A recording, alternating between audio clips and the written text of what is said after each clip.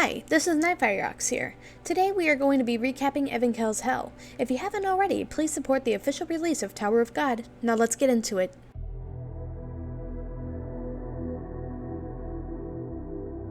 We open back up to another flashback. This time, Baum is remembering what Rachel taught him about fighting. Although Baum does not understand why people fight, he does understand that he would fight if it meant protecting Rachel. We are then taken back to the present, where once again Baum is waking up in an unknown place. As he is waking up, there is a voice on an intercom welcoming the new regulars to the second floor of the tower. The voice on the intercom then states that the new regulars have found themselves on Evankhell's floor, also known as the floor of tests. The voice then wastes no time getting to the details of the test. First, if you don't pass the test, you can't advance to the next floor. Second, the rules are as follows. Narrow down 400 regulars to 200 regulars. Before Baum even has a chance to contemplate what this means, he begins to hear screaming and the smell of blood. He decides that he is not safe and begins to run. He doesn't get very far before he comes up against his first opponent. The enemy begins to attack Baum, but is quickly shot down by another opponent. We then see panel after panel of killing, until Baum runs into a new opponent. He steels himself and prepares to fight. On the battlefield elsewhere, we are introduced to a new face. He seems annoyed by the test and asks the opponent in front of him why he is trying to kill him. The opponent tells the mysterious person that it is because that is what the test is, and proceeds to mock his intelligence. Annoyed by his answer, the mysterious person explains that he sees the test differently, and instead of killing any of the 400 regulars, he would rather make teammates with the regulars who survive. He states that he is not one to be ruled, but rather makes his own rules. He then proceeds to kill the opponent in front of him, while wondering if there is anyone worthy enough to climb the tower with. Episode 6 starts out with more killing. We see a person laying on a cliff sniping people when we are introduced to yet another character. This giant crocodile tells the person on the cliff to move. When he refuses, the crocodile picks him up and moves him out of the way. Once he takes up his position on the cliff, he looks out in search of people to fight. He scans the field and spots plenty of worthy foes, but ultimately sets his eyes on Baum. Meanwhile, Baum is right where we left him, black march in hand and preparing to fell his opponent. Right as he gains his courage to strike, the mysterious blue-haired man appears again. He mocks Baum for obviously not knowing how to even posture himself correctly, then proceeds to question him on why he felt the need to attack the creature in front of him, because the creature was a part of the Da'an tribe. They aren't known to attack people, and Tower natives should have been aware of that. Baum, not wanting to lie, just says that it's hard to say. Shortly after, the mysterious man, satisfied with Baum's honesty, begins to walk away. When the giant crocodile arrives, the mysterious man takes a few jabs at the crocodile, now introduced as Rock, before ultimately deciding not to get involved. As he walks away, though, it begins to bother him. Why would Rock be interested in Baum? He doesn't seem to be anything special. Curiosity gets the better of him, and he decides to help Baum.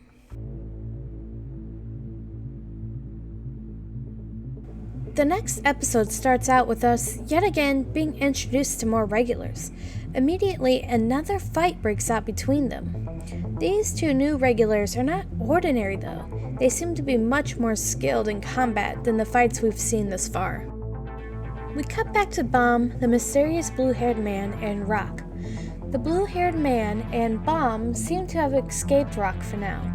This time, the blue-haired man once more answers. He asks Baum why it is that Rock is after him. Baum shows the blue-haired man the Black March and states that this is what Rock is after. The mysterious man recognizes the weapon immediately and is even more perplexed. After all, the Black March is one of the 13th month series. Not only that, the 13th month series are special. They are only given to the chosen daughters of Jihad, the king of the tower. And Baum certainly is no princess.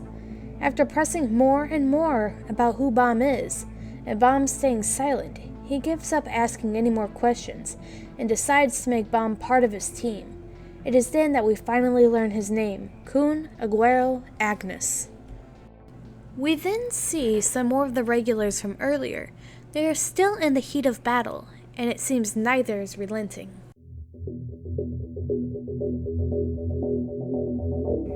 We see more of Kun and Bomb hiding from Rock. Kun doesn't understand why Rock hasn't given up, but decides that it's not worth it to figure it out because the time is almost up anyway. Just then, the buzzer goes off and the test is over. Everyone seems relieved, but that relief soon disappears as the voice on the intercom starts speaking some more. The voice says that another test will begin shortly. This time, the goal of the test is to make teammates. You have to have 3 teammates to a team, and you all must be touching by the end of the test. Not only that, but you have 5 minutes to complete the test. Because of the short time limit, the regulars' only option is to turn enemies into friends. They must form a group with the people around them. After the announcement is made, we are shown the second group of regulars. Shibisu, one of the regulars in that group, now has to figure out how to get the other 2, who were just fighting to get along enough to pass the test. To his surprise, the 2 have already made up. Their names, Hots and Anak. Although they seem to ignore Shibisu, their team, due to the 5-minute rule, is made. Back with Kun and Bomb, they have realized that their only way to pass the test is to form a team with Rak. Kun tries to negotiate with Rak, because after all, the first test is over, so there is no need to fight anymore. However, Rak does not care about the test. He just wants to fight a formidable opponent. Kun, aggravated by Rak's words, vows to kill him quickly and find another teammate. Just before they begin fighting, Bomb stops them. Bomb declares that he will fight Rock, but this is a ploy to run down the clock so that Rock has no choice but to team up with him and Kun. Bomb states that he will fight Rock, but will not use the Black March. He throws it to the side and tells Rock that now he can hunt him. Rock, infuriated by this, demands that Bomb picks up his weapon, but Bomb refuses. Kun, after checking the time, decides that now would be a good time to renegotiate with Rock. However, again, Rock does not care about climbing the tower.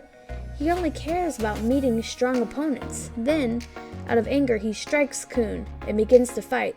The clock is running out, so Bomb and Kun only have one try at grabbing Rock if they want to continue up the tower.